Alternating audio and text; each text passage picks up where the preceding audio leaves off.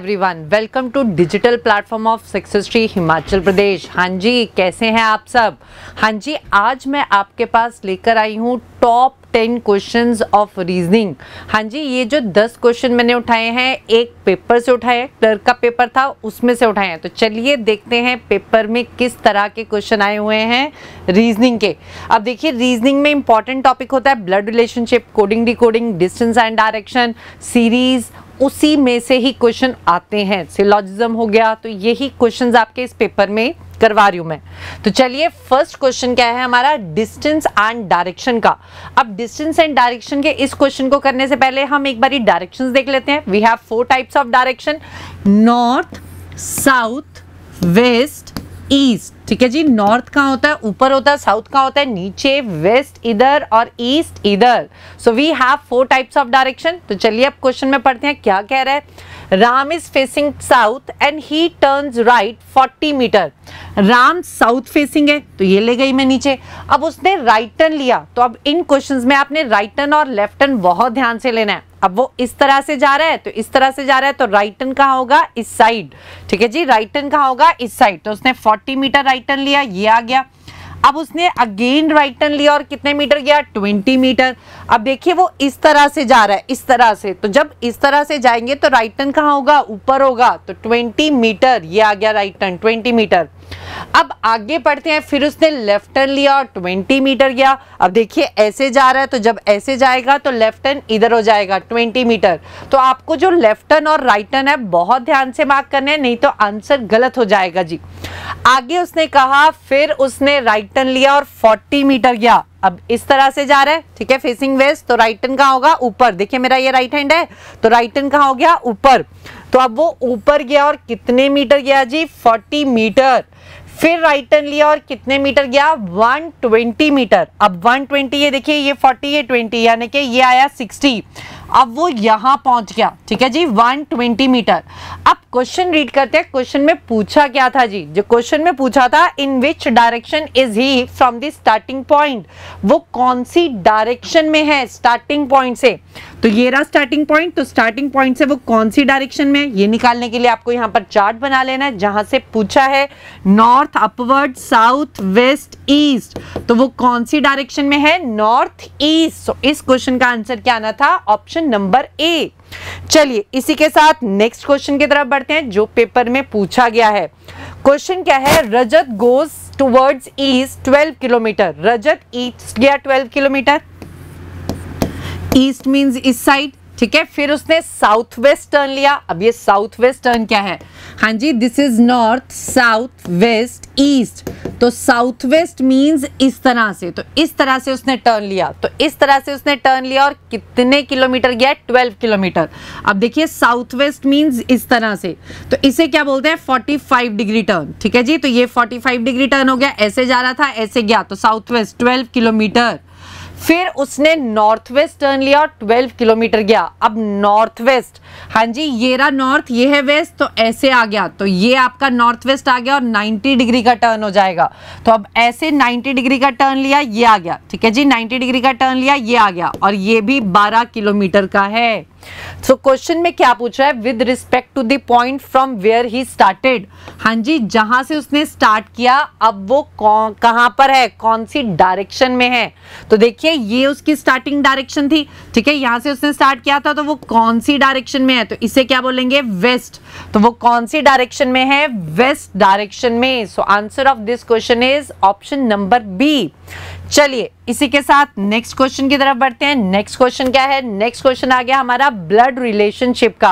अब जो ये वाले क्वेश्चंस होते हैं, हम 2 तरीके से कर सकते हैं, या तो एज्यूम कर कर या फैमिली ट्री बनाकर। तो ये क्वेश्चन अभी हम करने वाले हैं एज्यूम कर कर। अब देखिए, एज्यूम करना कैसे है? जो आपका स्पीकर है, जो बोल रहा है, वो आप खुद हो। जो आपका स्पीकर है वो कौन हो गया? आप खुद। एंड में जो आएगा वो कौन आ जाएगा? जिसको वो पॉइंट आउट कर रहा था, जिसको वो क्या कर रहा था? Point out. तो चलिए इस क्वेश्चन को पढ़ते हैं। रवि टोल्ड राम। अब रवि कौन है? स्पीकर है। ठीक है, रवि ने किसको बोला? राम को बोला। तो रवि कौन है? स्पीकर। तो रवि हम अपने आप को एज्यूम कर लेंगे। ठीक है जी, तो मैं क्या हूं? रवि। ठीक है जी, मैं बोल रही हूँ तो आई एम द रवि, तो मैंने रवि से स्टार्ट किया, पीछे से पढ़ना है क्वेश्चन।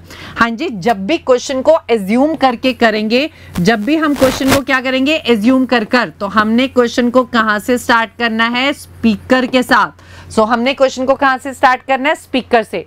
तो मैं हो गई रवि, पीछे से पढ़ा माई ग्रैंड मदर, तो माई ग्रैंड मदर बेसिकली कौन लेंगे, दादी जी। ठीक है, कुछ बच्चे बोलते हैं कि नानी जी भी तो हो सकती है, पर अगर आपको मिटरनल ग्रैंड मदर लिखा है तो नानी लिखना है, अगर कुछ भी नहीं लिखा तो उसको बाय डिफॉल्ट क्या ले लेंगे, दादी। ठीक है जी, क्योंकि हम ज्यादातर कहाँ रहते हैं, दादी के परिवार में रहते हैं। सो माई ग्रैंड मदर मीन्स दादी, दादी की डॉटर, तो दादी की डॉटर। ठीक है जी, कैसे ज्वाइन करना है, पहले माई वर्ड पढ़ा, फिर अब ये पढ़ा। दादी की डॉटर कौन हो गई, बुआ हो गई। ठीक है, बुआ का ओनली ब्रदर, तो बुआ का एक ही भाई है, बुआ का एक ही भाई है, और जो बुआ का भाई होगा वो आपके कौन होंगे, फादर। बुआ का जो भाई है वो आपके कौन है, father. So answer of this question is father. Question क्या है, whom did Ravi meet, Ravi ने किसको डिफीट किया, रवि ने किसको डिफीट किया, अपने फादर को। सो answer of this question is option number ए। हाँ जी, सबको समझ आ गया होगा, दोबारा रिपीट कर देती हूँ एक बारी क्योंकि थोड़ा सा कंफ्यूजिंग है। अब देखिए पॉइंटिंग टू वाले क्वेश्चंस, मतलब इस तरह के क्वेश्चन आप कैसे कर सकते हैं, एज्यूम कर और फैमिली ट्री बनाकर। मैंने ये क्वेश्चन कैसे किया, एज्यूम कर। ठीक है जी, जो स्पीकर है वो आपने अपने आप को लेना है। अब इसमें स्पीकर कौन है, रवि, तो रवि हो गया स्पीकर। पीछे से पढ़ेंगे, रवि की ग्रैंड मदर, तो रवि की ग्रैंड मदर मतलब दादी हो गई। दादी की ओनली डॉटर बुआ हो गई, बुआ का इकलौता भाई, तो बुआ का इकलौता भाई आपका क्या हो गया जी, पापा। ठीक है जी, तो रवि ने किसको डिफीट किया, अपने फादर को। सो नेक्स्ट हमारा क्वेश्चन आ गया सिलॉजिज्म का। तो सिलॉजिज्म के 2 क्वेश्चन आए हुए थे। ठीक है, तो सिलॉजिज्म में आपने क्या करना होता है, स्टेटमेंट्स को आपने मानना है कि जो भी लिखा है वो सही है। ठीक है, जो स्टेटमेंट्स में लिखा है वो सही है, फिर कंक्लूजन बताना है ट्रू है कि फॉल्स। ठीक है जी, तो स्टेटमेंट्स का आप क्या बनाते हैं, वेन डायग्राम्स। तो इन स्टेटमेंट का हम बनाएंगे वेन डायग्राम, और कंक्लूजन वही सही होंगे जो आपके डायग्राम में दिखेंगे। ठीक है, नो एजम्पशन, आपने दिमाग नहीं लगाना। सारी रीजनिंग में मैं बच्चों को बोलती हूँ अपना दिमाग लगाओ, पर सिलॉजिज्म में आकर दिमाग नहीं लगेगा। जो आपको गिवन है वही सही है। ठीक है जी, जो स्टेटमेंट्स में गिवन है वही सही है। तो चलिए फर्स्ट स्टेटमेंट क्या है, some computers are laptops, some computers are laptops. Next क्या है, some laptops are mobiles, so some laptops are mobiles. Some mobiles are calculators, तो ये कैलकुलेटर्स आ गया। ठीक है जी, ये कंप्यूटर्स था, ये कैलकुलेटर्स आ गया। अब देखिए मेरे डायग्राम में क्या बन रहा है, सिर्फ सम। तो जब भी आपका सम वाला डायग्राम होता है जो बिल्कुल साथ साथ होता है उसकी श्योरिटी होती है, वो ही सही होता है। जो दूर हो गया वो गलत हो जाएगा। ठीक है, जो दूर हो गया उसको हमने क्या कर देना है, गलत। तो चलिए पहला कंक्लूजन पढ़ते हैं। पहला कंक्लूजन क्या है, सम कंप्यूटर्स आर कैलकुलेटर्स। हाँ जी, सम कंप्यूटर्स आर कैलकुलेटर्स। तो अब इनके बाद में तो कुछ भी नहीं पता, आपको श्योरिटी नहीं है। आपको इसकी श्योरिटी कब आती, जब आपका डायग्राम में इस तरह से शो होता। ठीक है, क्योंकि मैंने अभी बताया जब सम का डायग्राम आ गया तो बिल्कुल साथ साथ की श्योरिटी है। ठीक है जी, तो first conclusion is false. Next is some calculators are laptops, तो सम कैलकुलेटर्स आर लैपटॉप्स, ये भी साथ साथ नहीं है, तो ये भी गलत हो गया। ठीक है जी, जो आपका बिल्कुल साथ साथ है, अगर आता सम कैलकुलेटर्स आर दिस तो बिल्कुल सही था, सम मोबाइल्स आर दिस तो भी सही था, सम लैपटॉप्स आर दिस तो ये भी सही था। नेक्स्ट क्या है, some mobiles are computers, so some mobiles are computers, some mobiles are computers क्या हो गया, गलत, ये भी आपका दूर हो गया। तो answer of this question is none follows, कोई भी फॉलो नहीं कर रहा। ठीक है जी, कोई भी मुझे साफ साफ नहीं दिख रहा, जो मुझे साफ साफ दिखेगा डायग्राम में वही सही होगा। So answer is option number D. चलिए इसी के साथ बढ़ते हैं नेक्स्ट क्वेश्चन पर, और नेक्स्ट क्वेश्चन भी अपना कौन सा है, सिलॉजिज्म का। So first question is some pigeons are eagles, तो सम पिजन्स आर ईगल्स, तो सम पिजन्स क्या आ गए, ईगल्स आ गए। All eagles are sparrows, all eagles क्या है, स्पैरोज हैं, तो ये बन गया ऑल ईगल्स आर स्पैरोज।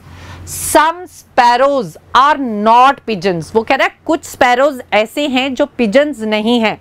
ठीक है, अब आपको पता है सम स्पैरोज आर पिजन्स, ये तो आपको दिख रहा है। कैसे दिख रहा है? देखो ईगल सारा का सारा, ईगल सारा का सारा किसके अंदर आ रहा है? स्पैरोज के अंदर आ रहा है। तो ये जो पिजन्स हैं ये भी तो स्पैरोज के अंदर आ गए ना। तो मुझे तो दिख रहा है सम पिजन्स आर स्पैरोज। अब उसने बोला सम पिजन्स आर नॉट स्पैरोज, तो आप यहाँ पर पिजन्स बना सकते हैं, सम पिजन्स आर नॉट स्पैरोज, कुछ पिजन स्पैरोज नहीं है। ठीक है जी, तो चलिए पहला कंक्लूजन पढ़ते हैं, क्या पूछ रहा है वो। So first conclusion is some sparrows are pigeons, तो सम स्पैरोज आर पिजन्स बिल्कुल सही। ठीक है जी, स्पैरोज इतना बड़ा है और स्पैरोज के अंदर ईगल्स आ गए और ईगल्स के अंदर क्या आ गए? पिजन्स भी आ गए, तो सम पिजन्स आर स्पैरोज बिल्कुल सही। सेकंड क्या है? All pigeons are sparrows, all pigeons, वो कह रहा है सारे पिजन स्पैरोज है, बिल्कुल गलत। आपके डायग्राम में क्या दिख रहा है? Some pigeons are sparrows, some pigeons दिख रहे हैं, ऑल नहीं दिख रहे, तो ये गलत हो गया।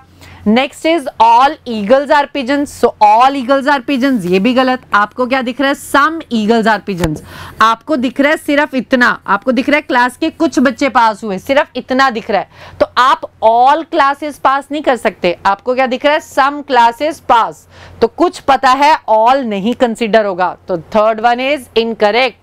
So answer of this question is only one follows, तो only one follows। अब आप देख ही रहे होंगे कि रीजनिंग काफी इंटरेस्टिंग है और डुएबल है, तो आप पेपर में बहुत ही इंटरेस्टिंग और इजीली क्वेश्चंस को अटेम्प्ट कर सकते हैं। ठीक है जी, तो रीजनिंग बहुत ही इजी होती है, तो आपने बहुत ध्यान से करनी है। चलिए जी, अगले दो क्वेश्चन है हमारे एनोलॉजी के। अब एनोलॉजी में आपका रीजनिंग का इतना रोल नहीं होता जितना वोकैब का और जीके का रोल होता है। ठीक है जी, जितना आपका वोकैब का और जीके का रोल होता है। अब एनोलॉजी में होता क्या है, आपको इस तरह से क्वेश्चन दिया होगा, ठीक है, आपको ये निकालना है, आपको पूछा जाएगा ए का बी के साथ रिलेशन बताएं। ठीक है, ए बी का क्या लगा, तो आपको पहले ये चेक करना है, फिर आपको सी का इसके साथ सेम रिलेशन बनाना है।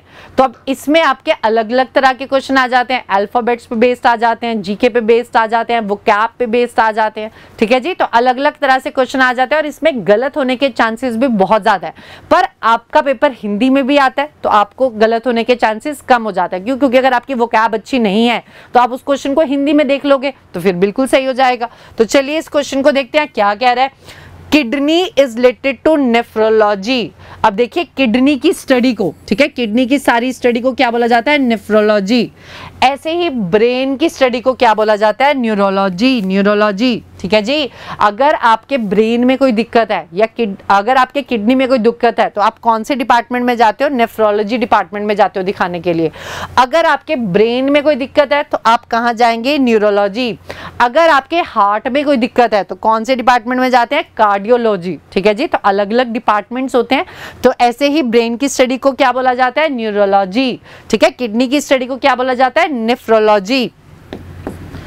चलिए अगला क्वेश्चन हमारा आ गया नंबर्स पे बेस्ड। ठीक है जी, अब मुझे देखना है ए का बी के साथ क्या रिलेशन बन रहा है, 12 का 20 के साथ क्या रिलेशन बन रहा है, और वैसे ही मुझे 30 का इसके साथ निकाल देना है। अब ये क्वेश्चन हमारा दो तरीकों से हो रहा है, ध्यान से देखिए। पहला, अगर आपको स्क्वायर्स याद है तो 3 का स्क्वायर 9 प्लस 3 का स्क्वायर 9 होता है, 9 में 3 ऐड कर दिया 12 आ गया। ऐसे ही अगला 20 कैसे बन रहा है? 4 का स्क्वायर 16, उसमें 4 ऐड कर दिया 20 आ गया। अगला जो 30 है वो कैसे बन रहा है? 5 का स्क्वायर 25 और उसमें 5 ऐड कर दिया, कितना आ गया जी? 30। तो अब पहले 3 4 5, तो अब अगला क्या होगा? 6। तो 6 का स्क्वायर 36 प्लस 6 कर देंगे, क्या आ जाएगा? 42। 6 का स्क्वायर 36 प्लस 6 कर देंगे तो क्या आ जाएगा? 42। तो ये था मेरा फर्स्ट ट्रिक। और दूसरा मेथड देखिए क्या है, 12 कैसे बना? 3 into 4। 20 कैसे बना? 4 into 5। ठीक है, 3 into 4 4 into 5, मतलब लास्ट डिजिट रिपीट हो रहा है। ठीक है जी, अब 60 कैसे बना? 5 into 6, 5 into 6, तो अब अगला 6 into 7, तो ये लास्ट डिजिट रिपीट हुआ तो 7 से मल्टीप्लाई कर दिया, तो 6 7 is 42। क्लियर जी? तो चलिए इसी के साथ अगले क्वेश्चन की तरफ बढ़ते हैं, और अगले दो क्वेश्चंस मेरे हैं सीरीज के। ठीक है जी, नंबर सीरीज। अब नंबर सीरीज को करने के लिए आपको प्राइम नंबर्स का कॉन्सेप्ट पता होना चाहिए, स्क्वायर्स याद होने चाहिए, क्यूब्स याद होने चाहिए, कॉम्पोजिट नंबर्स पता होने चाहिए, ठीक है। इससे आपका क्वेश्चन बहुत ही इजीली हो जाता है और बहुत सारी ट्रिक्स हैं जिससे आप क्वेश्चन को इजीली कर सकते हैं। अब इस क्वेश्चन में देखिए एक ट्रिक है कि अगर आपका नंबर, ये देखिए पहले जो मेरे नंबर है ये 100 तक है, 1 से लेके 100 तक, फिर मेरा ये कहां पर आ गया 393 आ गया, और फिर ये मेरा 1000 प्लस चला गया, ठीक है जी। अब इसमें क्या ट्रिक है, अगर आपका 4th से 5th नंबर, अब ये देखिए ये है 4th और ये 5th, 4 से 5th नंबर एकदम बढ़ जाए, एकदम जंप करे, एकदम इंक्रीज हो, तो आपका इस क्वेश्चन में क्या लगेगा, मल्टीप्लाई के साथ प्लस या मल्टीप्लाई के साथ माइनस, ठीक है जी। मल्टीप्लाई तो होगा ही होगा क्योंकि वो क्या हो रही है, एकदम जंप हो रहा है, तो मल्टीप्लिकेशन तो होगी, साथ में प्लस या माइनस भी हो रहा है, ठीक है जी। तो ये आपने ट्रिक को याद रखना है कि अगर आपका 4th से 5th वैल्यू एकदम बढ़ जाए तो आपके साथ मल्टीप्लाई के साथ प्लस या माइनस भी हो रहा होगा।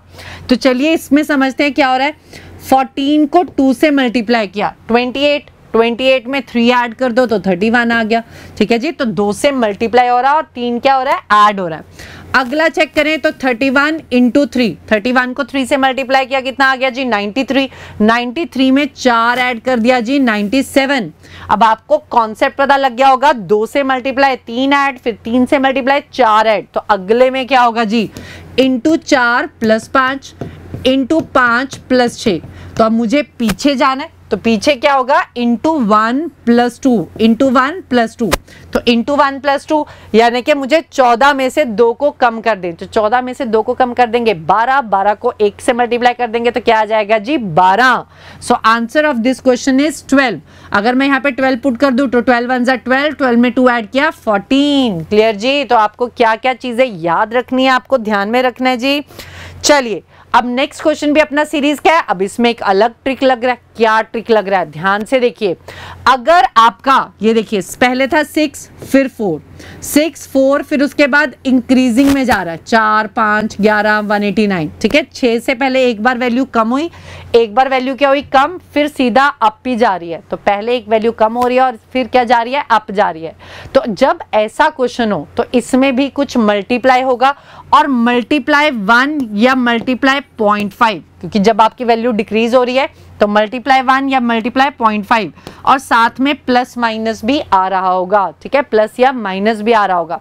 अब इस क्वेश्चन में 2 ट्रिक्स लग रही हैं, 2, पर एक से कर रहे हैं तो आंसर नहीं आ रहा, तो दूसरे से करेंगे। तो पहला ट्रिक देखिए जिससे आंसर नहीं आएगा।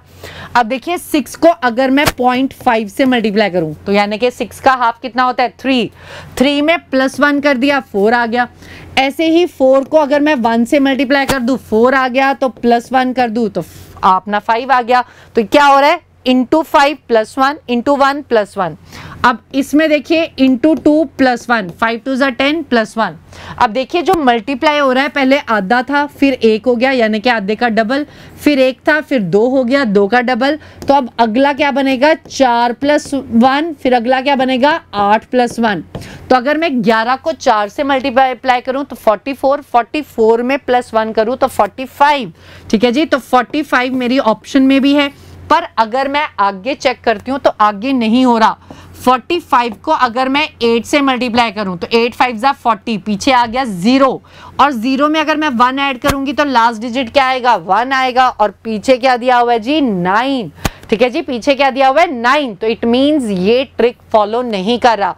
आपने जो बच्चा जो फटाफट इसका आंसर 45 मार्क कर देगा बिल्कुल गलत है। अब चलिए इसका दूसरा ट्रिक देखिए। अब आपने इसको मैंने अभी बताया या तो 0.5 से या 0.1 से या 1 से मल्टीप्लाई हो रहा होगा। 0.5 से तो चेक कर लिया, 0.5 से नहीं आया, तो अब इसको 1 से मल्टीप्लाई करके देखते हैं। तो 6 1 जा 6, 6 1 जा 6। अब ये 4 लाने के लिए आपको क्या करना पड़ेगा, -2 करना पड़ेगा, ठीक है। 6 1 जा 6, तो 4 लाने के लिए मैंने क्या किया -2। ऐसे ही 4 2 जा 8, 4 2 जा 8, तो 5 लाने के लिए -3। आगे 5 3 जा 15, 5 3 जा 15, तो -4, ठीक है जी। तो आपको ट्रिक पता लगी होगी, 1 2 2 3, तो 3 4। अगला क्या होगा जी, इंटू 4 -5, तो 11 को 4 से मल्टीप्लाई किया 44, 44 में से -5 किया तो कितना आ गया जी 39, 44 में से -5 किया जी 39। तो अगला भी चेक कर लेते हैं, 39 इंटू 5, और क्या करना है जी इंटू 4 -5 इंटू 5 माइनस 6, तो 5 9 जा 45, पीछे 5 आ गया और 6 माइनस करेंगे तो पीछे 9 ही आएगा जी। So answer of this question is 39। Clear जी। तो चलिए इसी के साथ लास्ट क्वेश्चन की तरफ बढ़ते हैं, और लास्ट क्वेश्चन अपना कौन सा था, रैंकिंग का। अब रैंकिंग के इस क्वेश्चन को जैसे भी करना है, आपको क्या करना है, लाइन बनाकर करना है। तो लाइन बनाएंगे तो बहुत इजीली हो जाएगा। सो क्वेश्चन में क्या है, Ritesh is 13th from left hand in a row of children. तो रितेश बनाया मैंने 13th लेफ्ट, ठीक है, लेफ्ट आपको इधर रखना है, राइट आपको इधर रखना है। तो Ritesh is 13th left, Prabir is 12th from right, तो प्रबीर आ गया इधर, और प्रबीर क्या है, 12th फ्रॉम राइट, तो प्रबीर आ गया 12th फ्रॉम राइट और 18th फ्रॉम लेफ्ट। तो Prabir is 12th from right and 18th from left. अब क्वेश्चन क्या पूछा है, क्वेश्चन में कह रहा है how many children are towards the right of Ritesh in the row. Question में कह रहा है कि रितेश के राइट में कितने बच्चे हैं, तो रितेश के राइट साइड पे कितने बच्चे हैं ये निकालना है।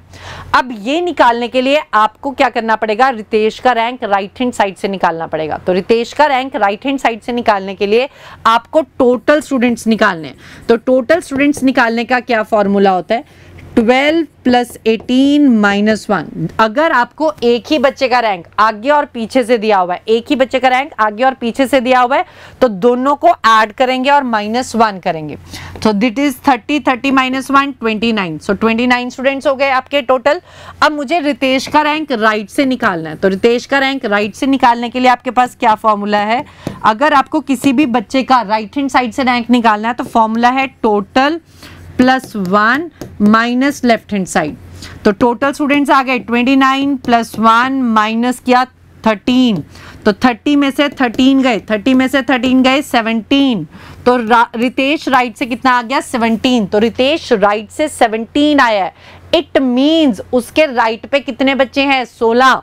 अब देखिए ये 17th आ गया राइट से, तो इट मीन्स यहाँ पे 16 15 14 13 12 11, तो कितने बच्चे होंगे इसके, 16 बच्चे इसके राइट में होंगे, तभी वो 17th पोजीशन पे आया। तो रितेश के राइट में कितने बच्चे हैं, 16। सो answer of this question is option number D. Hope आपको ये 10 क्वेश्चन समझ आए होंगे। ऐसे ही नेक्स्ट वीक भी हम अपने रीजनिंग के क्वेश्चंस लेकर आते रहेंगे। सेशन को लाइक करना और शेयर करना मत भूलिएगा। Thank you.